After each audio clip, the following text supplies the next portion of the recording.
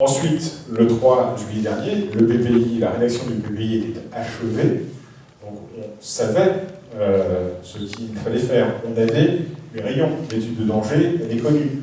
On savait si on était ou pas dans un scénario PPI. En l'occurrence, donc on savait qu'on n'était pas dans l'un des 4 scénarios qui auraient justifié le déclenchement d'un PPI. Donc il faut bien faire la distinction entre l'adoption juridique, formelle et contraignante du document, et tant qu'il n'est pas formellement adopté, ça reste un projet, d'où le mot projet, qu'auraient dit les habitants si on les avait consultés sur un PPI déjà approuvé par le préfet, ça n'a pas de sens. Donc il faut attendre cela, mais pour autant, le travail de préparation du PPI par l'ensemble des services, par l'exploitant, permet de faire en sorte que le contenu du PPI et les dispositions à prendre en cas d'événement justifiant le déclenchement d'un PPI, même si celui-ci n'est pas formellement approuvé par le préfet, que ces dispositions soient connues, maîtrisées par les services de secours et par les services préfectoraux. Juste en illustration, la première maquette de PPI sur laquelle on a abouti, c'est-à-dire qu'elle était maîtrisée et connue de l'ensemble des services d'intervention, c'est 2012.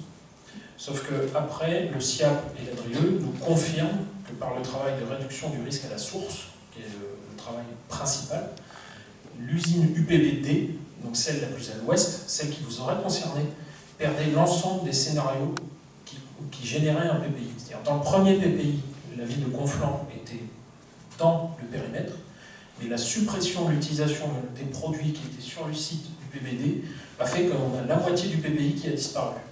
Donc il était inutile, si vous voulez, de proposer à la validation et de représenter quasiment tous les ans un PPI qui allait être présenté, validé, annulé.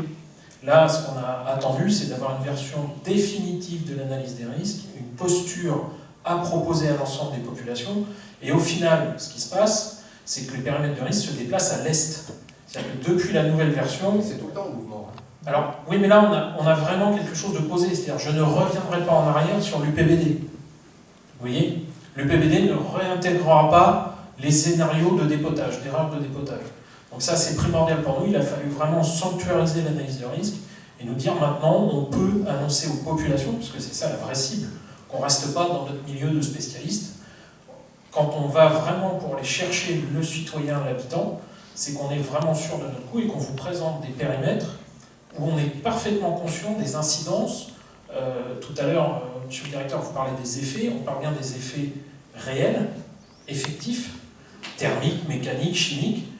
Nous, on intègre aussi de plus en plus les risques perçus. C'est-à-dire qu'on entend bien que pour les riverains, même si vous n'étiez pas dans le panache, même si vous n'étiez pas dans le sens du vent le jour de l'incendie, voilà, voir un site que vous savez c'est les eaux qui est en train de brûler, ça génère quand même des inquiétudes. Donc l'idée là, c'est que pour qu'on en soit à la phase de consultation et de présentation du plan, on a une version définitive qui nous engage, parce que moi je suis rédacteur du PPI, donc je m'engage dans cette lecture. Et dans la proposition qui est faite, monsieur le directeur a suffisamment insisté, tout ce qu'on demande, et c'est pour ça que je vous représente le plan, là, les périmètres, c'est que dans la phase d'alerte, le schéma, le réflexe, ça soit le confinement. Bon, je vais juste terminer avec une remarque, c'était un peu un hasard, mais le 28 août, là j'étais à Varsovie, et il y a eu un accident aussi, un peu du type, alors c'est pas un incendie, hein, c'était des digues qui avaient cédé, et dans la Vistule ont été déversés, c'était 3 mètres cubes secondes d'eau usée, non traitée, et j'ai reçu un SMS de la part des autorités, donc en anglais, et tous mes collègues aussi, on a reçu un SMS en anglais, comme quoi il ne fallait pas, pas d'activité nautique, et puis ne pas utiliser l'eau de la Vistule, et les Polonais ont reçu le même en polonais. Et ça, c'est via nos opérateurs, et c'est plutôt qu'une sirène qui déclenche la panique, simplement un SMS, tout le monde reçoit ça. Alors d'abord, tout le monde ne reçoit pas le SMS parce que tout le monde n'a pas de téléphone portable. Ouais. Ah oui, mais non. Il y a toujours quelqu'un qui dit... On a l'obligation de prévenir tout le monde. Donc, voilà, deux éléments de réponse. D'abord, sur les activités nautiques et la consommation de l'eau de la Seine.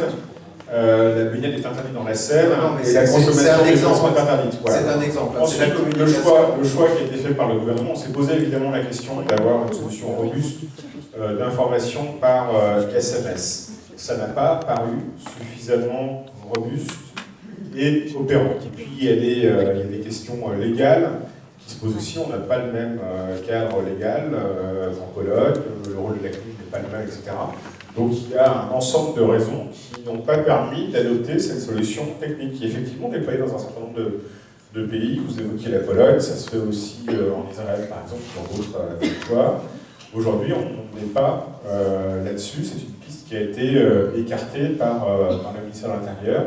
Et donc, on en reste aujourd'hui à un système d'information qui est immédiat, qui est audible de tout le monde, y compris au milieu de la nuit. Quand vous dormez, je ne suis pas sûr que votre téléphone qui sonne pour vous annoncer l'arrivée d'un SMS suffise à vous réveiller. Les sirènes, ça permet d'informer tout le monde simultanément. C'est vrai que c'est rustique. Je le conçois, mais ça marche. Et ensuite, et je vous donne la parole après, madame, je suis juste de répondre à monsieur, et ensuite, l'information qualitative, elle vous est délivrée par France Bleu. C'est le choix qu'on fait. Sur France Bleu, on a plus de temps qu'en quelques signes sur un SMS de vous donner ces éléments. Voilà. Oui. Alors, moi, j'aimerais revenir un peu à l'événement. C'est très beau de savoir comment ça peut se passer dans un futur, comment on sera informé, avec SMS ou sans SMS, ou avec une... Mais ce que je sais, moi qui habite sur place, sur les quais, c'est qu'il n'y a rien eu. Là, on a eu un silence glacé, total, inquiétant, très inquiétant. Parce qu'effectivement, qu'est-ce qu'il fallait faire? On n'en savait rien, il n'y avait personne. La mairie ne répondait pas, on ne savait pas où téléphoner, je ne sais pas l'adresse du SIAP. Là, il y a eu quelque chose de totalement inquiétant, angoissant, qui était l'impossibilité d'avoir une quelconque information sur ce qui était en train de se passer. Et c'est très très grave. Parce que là, pour le coup, ça, je veux dire, après on parle PPI, machin, mais je veux dire, quelle confiance on peut avoir? Quand on a vu ces poissons passer, on s'est dit, mais où on va? Qu'est-ce que c'est? Maintenant, moi, j'entends parler des maraîchers qui arrosent leurs carottes avec le glacé, pardon, comme ça. J'entends, voilà, je veux dire, où est-ce qu'on est maintenant? Où est-ce qu'on en est maintenant? Est-ce que c'est sain? Est-ce que... J'en sais rien. J'ai pas eu d'informations là-dessus de la part des autorités, ni municipales, ni communales. Alors, sur l'événement lui-même, je vous le redis, le principe, quand il faut se confiner, quand il y a un événement qui met en cause la vie immédiate des riverains par des effets, par exemple, chimiques, toxiques, immédiats, irréversibles, c'est la sirène. Donc s'il n'y a pas de sirène, il n'y a pas de danger. Je le répète, s'il n'y a pas de sirène, il n'y a pas de danger. Comment savoir? Si vous n'entendez pas la sirène, madame, c'est qu'il n'y a pas de danger. Je ne peux pas vous le dire j'entends jamais autrement. Mais parce qu'il n'y a jamais eu d'accident qui justifie de désactiver. La fumée, les poissons crevés. Mais encore une fois, on n'était pas dans le cadre d'un accident qui justifiait le déclenchement du PPI. Cette fumée, comme toutes les fumées, si vous vous mettez au-dessus et que vous respirez, c'est toxique, mais telle qu'elle était, elle le présentait. Vous pouvez lever les yeux au ciel, madame. C'est ce qu'on montrait toutes les mesures. Alors, pour autant, on a bien compris que les maires se sont estimés mal informés, que la population s'est estimée mal informée. C'est pour ça qu'on prévoit dorénavant que la préfecture donne dès le départ, non pas une absence d'information, il n'y avait pas de déclenchement du PPI. Donc la règle, c'est il n'y a pas de danger, on n'informe pas la population immédiatement en phase réflexe. On l'a fait, hein, dans l'après-midi, on a tweeté, on a communiqué, on a fait des communiqués de presse. Ah oui, et madame, nous, on ne peut pas aller sonner à votre porte. Je vous invite à vous inscrire au fil Twitter de la préfecture, vous auriez eu l'info. Préfet 78. Venez nous rejoindre. Donc, comme ça ne marche pas totalement, on en est bien conscient, ce système. Dorénavant, même quand on est en phase POI, c'est-à-dire que vous avez ce panache de fumée, mais qui ne présente pas de danger immédiat pour les riverains, même dans ce cas-là, on informera les maires, on informera la population. Voilà la décision qu'a pris le préfet, parce que je comprends bien votre préoccupation.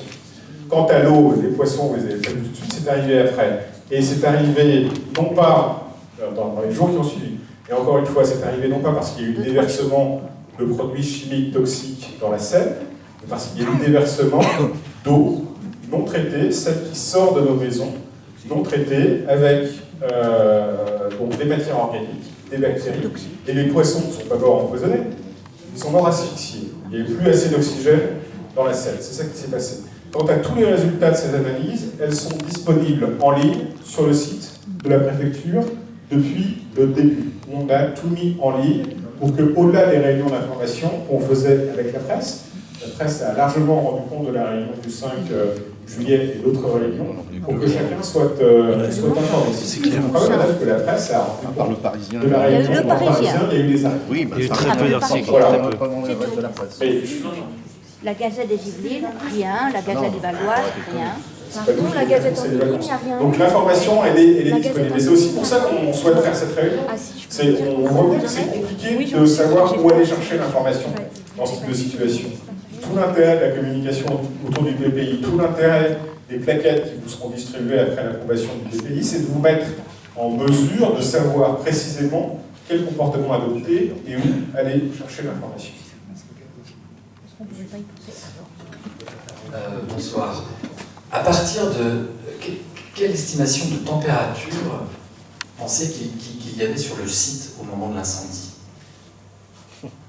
Parce que le chlorure ferreux, à partir de 315 degrés, le chlorure ferreux, il se transforme en chlorure ferreux et en dichlore. Et le dichlore, c'est un gaz qui attaque les muqueuses, les tissus pulmonaires. Il y a beaucoup de conflanels qui se baladaient du côté de l'étang du Cora ce jour-là, qui se sont plaints de maux de vent, de maux de tête, qui se sont trouvés mal. Est-ce qu'on a fait une étude épidémiologique sur le sujet? Moi, franchement, votre discours ne me rassure pas. À Lubrizol aussi, le premier réflexe de la préfecture a été de dire que les fumées n'étaient pas toxiques. C'est pas la première fois qu'on assiste à ce genre de choses. Vous nous présentez un tableau idyllique aujourd'hui, mais bon, il a fallu quand même des questions d'assistance. Vous commenciez à nous parler de ce qui motive notre présence à tous ici, c'est-à-dire cet accident, et les causes de cet accident. 11 accidents en 2 ans, depuis avril 2007. 4 appels à la norme de la part de la préfecture, sans suite. Ils sont restés lettres mortes. Un feu gigantesque. La Seine qui redevient un égout à ciel ouvert en cas d'orage. 10 tonnes de poissons morts. Des fumées qu'on suspecte tous d'être toxiques, parce que de toute façon, il y avait des odeurs. En tant qu'ingénieur de l'ADEME, je peux vous dire qu'il n'y a pas de pollution sans odeur, il n'y a pas d'odeur sans pollution d'air. Mais c'est tout de même assez incroyable de nous présenter un truc comme ça. Vous nous dites qu'on n'avait pas besoin de PPI, mais là tout d'un coup vous découvrez la nécessité de nous en présenter un pour le futur. Ça paraît quand même... ça, monsieur. Non, mais moi et puis vous nous dites on n'en avait pas besoin, on aurait pu se contenter d'un... Quelqu'un au sud, je pense qu'on peut repasser... Lors de l'accident, vous avez dit on n'avait pas besoin de déclencher. Laissez-moi. Je vous ai pas interrompu, monsieur. Enfin, il y a un truc qui n'a pas. Qu'est-ce qui peut nous garantir que les mêmes qui nous ont conduits à cette catastrophe seront demain en mesure de prévenir la réédition d'un tel accident? Moi, je n'ai rien entendu qui me rassure sur le sujet aujourd'hui. Alors, je vais vous répondre de plusieurs éléments, et puis Henri Kattenbacher poursuivra. La raison d'être de cette réunion aujourd'hui, ça n'est pas un retour sur l'incendie du 3 juillet. C'est la présentation du plan particulier d'intervention. On aborde évidemment, puisque c'est à l'arrière-plan de chacun. Mais ce n'est pas l'objet. On a voulu ces réunions publiques, votre maire a voulu cette réunion publique parce qu'il y a à l'arrière-plan cet incendie. Mais je vous le redis, cet incendie ne justifiait pas le déclenchement du PPI. On n'était pas dans les causes. Ensuite, vous dites que toutes les fumées sont toxiques. Évidemment. Mais je vous l'ai expliqué, l'objet du PPI, c'est des mesures immédiates de sauvegarde de la population face à un danger immédiat, irréversible. Ces fumées, que je sache, vous allez peut-être me contredire, vous apporter des informations qu'on n'a pas eues, mais on n'a pas eu de mort à la suite de cet incendie. Le PPI, c'est bien ça, on n'a pas eu de blessés à la suite de cet incendie. On n'a pas eu de personnes gravement intoxiquées à la suite de cet incendie. Ensuite, qu'il y ait une question sanitaire, comme il y en a eu aujourd'hui à Lubrizol, à Rouen, mais heureusement pour nous, pas sur la même échelle, évidemment. C'est pour ça que le préfet a prescrit un ensemble de prélèvements, de mesures qui vont continuer dans le temps pour suivre cette éventuelle pollution. Évidemment que toute fumée est toxique. Si on avait un sapeur-pompier aujourd'hui, il vous le dirait, il vous le confirmerait. Mais c'est pas parce que cette fumée, vous faites brûler du bois chez vous, c'est toxique, monsieur. Donc ce qui a brûlé, ce ne sont pas les éléments toxiques du site qui se sont dispersés. C'est la charpente en labellé collée avec la colle, ce sont les cuves en plastique, ce sont un certain nombre d'éléments de cette nature-là. C'est toxique. C'est toxique, monsieur. Bien sûr que c'est toxique, mais ça ne justifie pas. Mais monsieur, mais non, je ne l'ai pas dit l'inverse. Je vous ai dit. Vous changez d'avis. Je ne sais pas, je ne crois pas. Mais non, je vais vous passer la parole, Henri, dans un instant. Il faut, et c'est tout l'objet du PPI, distinguer le danger immédiat, et le PPI organise la sauvegarde des populations, des risques à long terme. Et ça, c'est le travail des mesures urgentes prescrites par l'inspection des installations classées et qui est mené ici comme il l'est mené ailleurs. Le philosophe grec qui a dit, pharmacien grec qui a dit rien n'est poison, tout est poison, c'est la dose qui fait l'effet. Et ça date d'un certain temps. Et je ne doute pas qu'un ingénieur de l'ADEME ignore cette maxime. Globalement, pour qu'il y ait effectivement dissociation du chlorure ferrique, soit il faut qu'il y ait une réaction chimique, donc base plus chlorure ferrique, et effectivement on a bien un dégagement de chlore, soit effectivement des effets thermiques. Comme je vous l'ai dit, comme je vous l'ai dit, monsieur, et je vous l'ai dit avant que vous me posiez la question, d'ailleurs, l'ensemble des stockages de chlorure ferrique présents dans ce bâtiment étaient directement, se sont déversés directement dans la cuvette de rétention prévue à cet effet, d'ailleurs, qui n'a subi aucun débordement lors de l'incendie. Donc là aussi, première chose, les services départementaux d'incendie et de secours qui étaient à la manœuvre avant même que d'autres personnes arrivent, ont vérifié cet état de fait et ensuite ont déployé tout autour du SIAP et notamment dans la direction des vents dominants un certain nombre de réseaux de mesure. Parce que effectivement, on a aussi à cœur, moi j'ai à cœur, la protection de mes concitoyens. Donc, on a déployé ces réseaux de mesure. Ces réseaux de mesure ont rendu des résultats, notamment chlore, effectivement le point qu'on craignait, et c'est pas illogique, des résultats qui ont confirmé l'absence de toxicité. Alors, je vais reprendre le même mot qu'alubrizol et à dessein, de toxicité aiguë. Une toxicité aiguë. Ceci étant, et là aussi, il faut se poser la question aussi dans la durée de la toxicité entre guillemets chronique. Et là aussi, l'ingénieur de l'ADEME que vous êtes ne peut pas ignorer que cette toxicité, elle dépend à la fois des concentrations auxquelles on est exposé et de la durée d'exposition. Je pense qu'on sera d'accord sur ce point-là. Dès le lendemain, nous avons imposé au SIAP la mise en place d'une étude, notamment pour vérifier les concentrations auxquelles ont été exposés les gens, et sur des polluants qui sont des polluants qui se sont dispersés très rapidement avec le vent, typiquement chlore, oxyde d'azote, et ainsi de suite, mais également sur des polluants persistants, parce que qui dit chlore dit également dioxyde, et éventuellement, ça aurait pu être un des aspects, notamment sur les combustions à moyenne température avec du chlore. L'ensemble de ces mesures sont revenues en dessous des seuils réglementaires à cet effet. Entre nous soit dit d'ailleurs, ces seuils réglementaires, ils couvrent aussi d'autres activités humaines, puisque les prélèvements qui ont été faits dans l'environnement. D'expérience, parce que j'ai plusieurs sites dans les Yvelines, on a déjà mesuré des concentrations un peu bizarres en dioxyde. Puis en grattant bien, on est tombé sur des choses qui n'avaient rien à voir avec de l'industrie. Voilà. Donc, est-ce que les fumées sont toxiques? Oui. Quel type de toxicité? C'est effectivement à établir.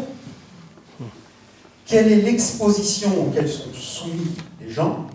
Et c'est l'ensemble de ces éléments-là qui permettent de déterminer si on est effectivement lié à un problème de déclenchement de PPI ou pas.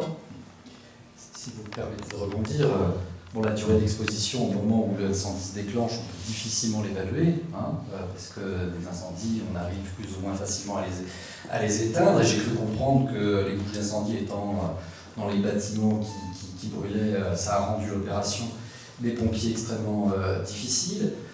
Vous n'avez pas tout à fait répondu quand même à ma question sur les températures. J'ai essayé de vous apporter les maigres éléments que ma faible expérience m'a permis de vous apporter. Que le chlorure ferrique s'est répandu dans des bassins de rétention suite à la fonte des cuves dans lesquelles ils étaient, c'est ça? À quelle température? Moi j'ai du mal à croire qu'à des températures... Écoutez, monsieur, il n'y a pas de souci. Ce que je vous propose, c'est au prochain incendie, vous viendrez avec moi mettre le thermomètre. Non, on ne souhaite pas qu'il y en ait un prochain incendie. Non, je l'espère qu'il n'y en aura pas. Restons dans le concret et dans ce qui est possible de faire dans une Ma question intervention. était très concrète, monsieur. Alors, à quelle température pensez-vous que les cuves fondent de manière à ce que si le chlorure ferrique s'est répandu dans les cuves de rétention à la suite des fontes des trucs, c'est qu'il y avait une température extrêmement élevée, et vous savez qu'au-delà de 315 degrés, il y a des aménations de dichlore qui sont toxiques. monsieur, est-ce que vous avez déjà utilisé... Non, mais il y a pas eu d'émission de dichlore. Ça, c'est un fait. La deuxième chose, lorsque vous chauffez un récipient, il ne faut pas confondre la température de paroi qui va emmener la ruine de ça et la température du produit qui est à l'intérieur. Alors laquelle est? Quelle était? Ah oui. C'est la question qu'on vous Pas pose et besoin. laquelle vous ne Mais répondez pas. la question, Pas monsieur, besoin. elle est tranchée d'une autre manière. Il n'y a pas eu d'émission de dichlore. Je dois vous croire sur parole. Ben, de toute façon, moi aussi, je dois vous croire sur parole. Non, c'est juste que je dis. C'est une réaction. J'ai une question. Non, cher monsieur, il y a eu des prélèvements, les résultats sont en ligne sur le site de la préfecture. Si vous n'êtes pas allé les voir, je vous invite à le faire.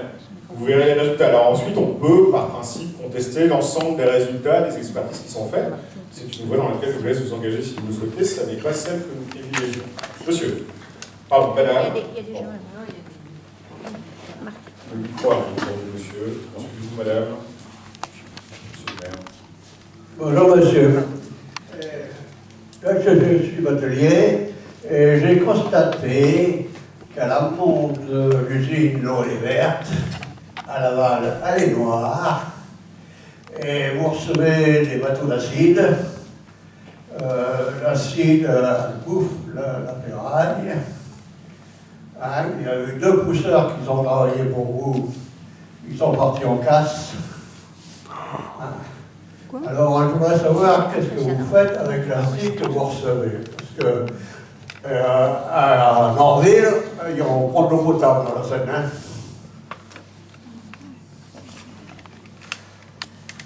Quand on parle de chlorure ferrique, c'est un produit qui est acide et c'est ce produit-là qu'on reçoit par barge. On reçoit un autre produit mais qui n'est pas acide, c'est du nitrate de calcium, qui est un produit qu'on utilise pour éviter la formation d'odeur.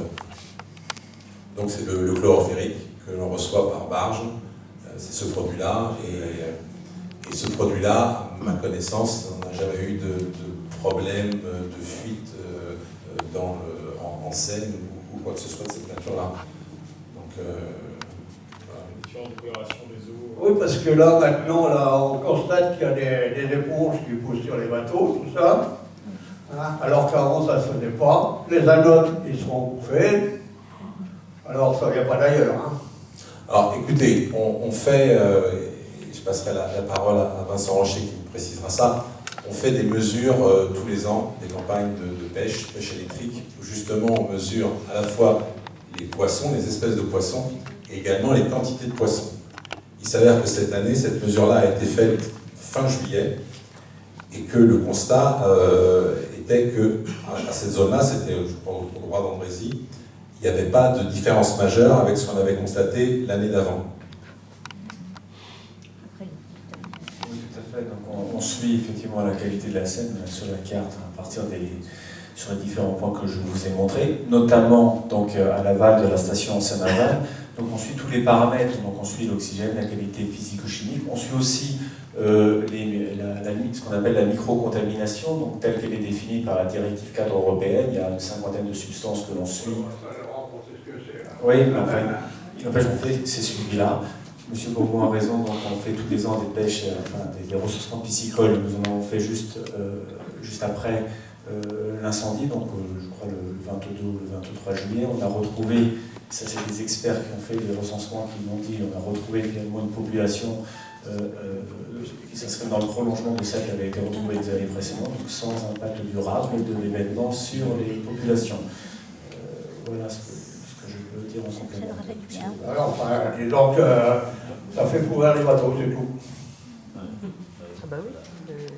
Alors, pour la question que vous posiez sur la couleur, c'est effectivement quelque chose qu'on a eu l'occasion de constater. Car ça vous paraît paradoxal, hein, mais on a mis, j'allais dire, nos meilleurs spécialistes sur ce sujet-là. Et en fait, il apparaît que l'eau de l'usine, en tout cas quand l'usine fonctionne correctement, et donc ce n'est plus tout à fait le cas depuis l'incendie, notamment sur la pollution phosphorée, mais quand elle traite l'eau normalement, l'eau qui est rejetée depuis notre usine est de meilleure qualité que l'eau de la Seine. Et du coup, il y a cette différence qui fait qu'il y a une coloration noire qui apparaît, et qui apparaît surtout quand on regarde les choses d'un peu haut.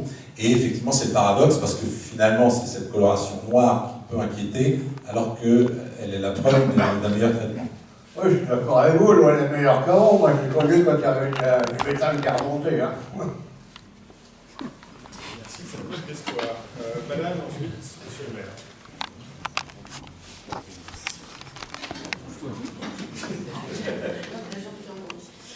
Alors, bonsoir, Martine Lebar de l'association Confluent Cadre de Vie Environnement. Merci de répondre à nos questions et d'être venu pour nous donner des informations du fait des inquiétudes de nombreux résidents conflanais. Alors, la finalisation du projet de PPI est une bonne chose, parce que donc on a bien noté que c'était un projet. La première question, qui est simple. Quelle est l'origine de cet incendie du mercredi 3 juillet? Excellent.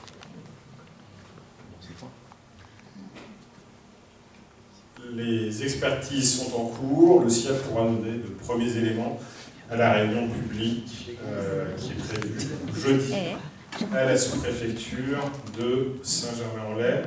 Je ne doute pas que les nombreux journalistes qui seront présents, notamment sur le Parisien, se feront l'écho des explications de cette cause. D'accord. Il paraît qu'il y aura des associations de présents, je ne sais pas lesquelles. Vous parliez de la presse. Donc dans la presse, des fois, est-ce vrai, est-ce faux? Du coup, je profite que vous soyez là pour vous poser la question également. Est-ce le 3e incendie sur votre site? C'est pas le mien, vous l'avez compris. Oui. Je suis directeur Sur le site du préfet. Alors, c'est le 3e incident. Donc on a eu 2 incidents l'année dernière, en 2018, donc un incendie au mois de février, et on a eu la formation d'un nuage toxique au mois de mars de la même année 2018. Plus cette année, l'incendie qu'on a eu de la clarification. Voilà, ça fait donc 3 incidents majeurs.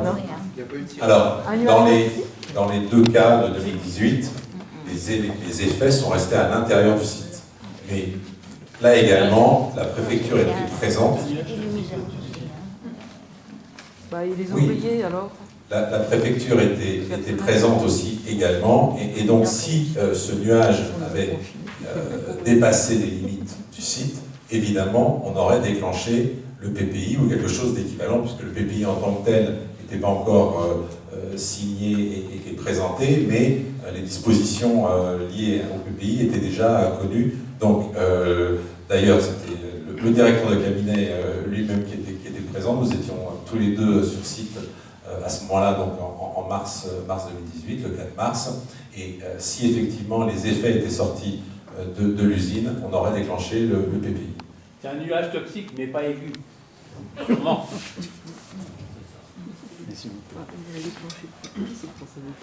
Il s'agit d'un nuage composé d'oxyde d'azote, des fumées rousses très caractéristiques, qui ont été corroborées par les mesures qui ont été faites sur site et à l'extérieur du site.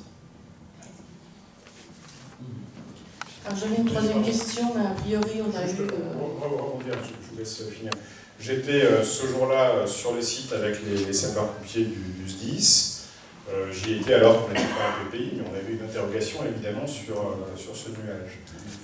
Toutes les mesures qui ont été faites par les pompiers confirmaient qu'il n'y avait pas, on n'était pas dans le cas d'un déclenchement de PPI, c'est-à-dire un gaz avec un risque immédiat, irréversible, d'effet irréversible, en dehors du site, et que la dangerosité, la toxicité du mélange gazeux qui s'échappait de ces cuves déclinait très très vite au fur et à mesure qu'on s'en approchait. Les pompiers comme moi étions à certains moments à moins de 10 mètres de la source d'émission de ce gaz. Voilà. Donc il y avait effectivement un danger pour les sapeurs-pompiers qui rentraient dans le bâtiment d'où provenait le gaz. À l'extérieur, on pouvait s'en approcher à 10 mètres. Alors ça vaut ce que ça vaut, mais il y avait surtout des outils de mesure extrêmement précis qui mesurent en ppm les gaz présents, et la concentration n'aurait pas justifié en aucun cas, encore une fois, à l'intérieur du site, il n'y avait, dès qu'on franchissait les limites du site, il n'y avait plus d'effet irréversible qui est ce qui justifie le déclenchement du PPI. Voilà, juste une précision. Quand on parle d'approche PPI, c'est quelque part une approche administrative qu'on plaque sur des processus opérationnels. Ce que je veux dire, c'est que quand on vous dit à l'époque, on ne passait pas en PPI, ce qu'on cherche comme objectif, c'est de faire abstraction de ces périmètres et que l'ensemble des populations ait le même réflexe de « j'entends une sirène, je me confine ». Parce que ce qu'on vous dit sur les sirènes, ça vaut aussi pour un déraillement de wagons de transport de matières chimiques, ça vaut aussi éventuellement quand on a eu la rupture de pipeline, initialement à l'alerte, je ne sais pas quel est le produit qui est transporté à l'instant T dans le pipeline, etc. Nous, on est capable d'activer les sirènes de l'ensemble du département, mais les PPI ne couvrent pas l'ensemble du département. Donc quand on vous dit, à l'époque, sans que le PPI soit validé, on est déjà capable de déclencher toutes les sirènes nécessaires. Il ne faut pas faire le lien obligatoirement entre PPI et sirène. La preuve en est que, administrativement, le PPI impacte la commune d'Achères pour des raisons cadastrales. Vous n'avez aucun habitant d'Achères dans les périmètres. Mais la commune d'Achères atteint bien la frontière jusqu'à Maisons-Laffitte. Voilà. Alors, je voulais être sûre d'avoir bien compris la réponse. C'est comment avoir accès au compte-rendu de l'organisme externe qui contrôle ce site classé Céveso. Donc la réponse, c'est enquête mi-novembre pour un résultat en juin 2020. Ça me paraît long. Non, ça c'est l'audit de sécurité du site qui a été prescrit par le préfet à la demande de la secrétaire d'État chargée de l'environnement. Par ailleurs, il y a une base de données de l'ensemble des sites Céveso, de l'ensemble des arrêtés qui sont relatifs à ces sites, de l'ensemble des résultats des enquêtes qui sont prescrites, qui est disponible en ligne. Je n'en connais pas par cœur l'adresse, mais M. Kaltenbacher va vous la donner. C'est le site installation classée, tout attaché, .gouv.fr, vous tapez installation classée. Ça sort dans les 2-3 premiers, y compris avec un autre site qui est ce site AIDA de Numéris, qui est un site à référence réglementaire. Sur le suivi, vigilance renforcée sur la Seine, courbe oxygène dissous. Conflans n'est pas listé. C'est listé avant, après Ça dépend de l'implantation des stations de mesure. Je pense que c'est à ça que vous faites référence. Donc on a effectivement une station de mesure à Andrézy, et à l'amont, on a une station de mesure à Sartrouville. Et le choix des communes? C'est quelque chose de très ancien, c'est un dispositif qui existait. Parfois, c'est aussi la possibilité de pouvoir l'installer. C'est souvent lié à ça, c'est-à-dire qu'on souhaite installer une sonde, une mesure, et puis c'est plus ou moins possible. Et c'est pour ça que ça a été fait, c'était des choses qui existaient depuis assez longtemps. Oui, je confirme. confirme. Hein. En fait, nos réseaux, il faut qu'on ait des endroits finalement, qui soient suffisamment préservés pour qu'on puisse installer nos sondes sans qu'elles soient vandalisées ou qu'on puisse techniquement les placer. Cela étant dit, à Conflans, c'est un site que l'on suit de manière attentive toutes les semaines, depuis des années, on va faire des prélèvements pour suivre la qualité des eaux. Donc il faut distinguer deux choses, les sites sur lesquels on a des capteurs, donc là ils doivent être un peu protégés, on essaie d'aller sur les écluses pour ne pas se faire vandaliser le matériel. En revanche, les sites sur lesquels on va prendre de l'eau pour faire des analyses en laboratoire, on en a plus et du Conflans en fait partie. Ce soir est annoncé des grosses pluies, en même temps, qui apparemment ça a l'air d'aller mieux, ça va peut-être pas durer. Êtes-vous inquiet? Vous pouvez comprendre que les grosses pluies égale inondation, égale... Alors, c'est pas tant l'inondation. Comment ça fonctionne et êtes-vous inquiet? Ce qui se passe, c'est que l'incendie a réduit notre capacité de traitement, notamment en temps de pluie. Donc, quand il fait temps sec, il n'y a pas de sujet, on traite toute l'eau qu'on reçoit. Par contre, quand ce sont des petites pluies, là aussi, on traite tout à fait correctement. Après, la difficulté, le risque qui peut apparaître, c'est quand ce sont de fortes précipitations, parce qu'on n'est pas en capacité, on n'a pas retrouvé le niveau de traitement que l'on avait avant cet incendie.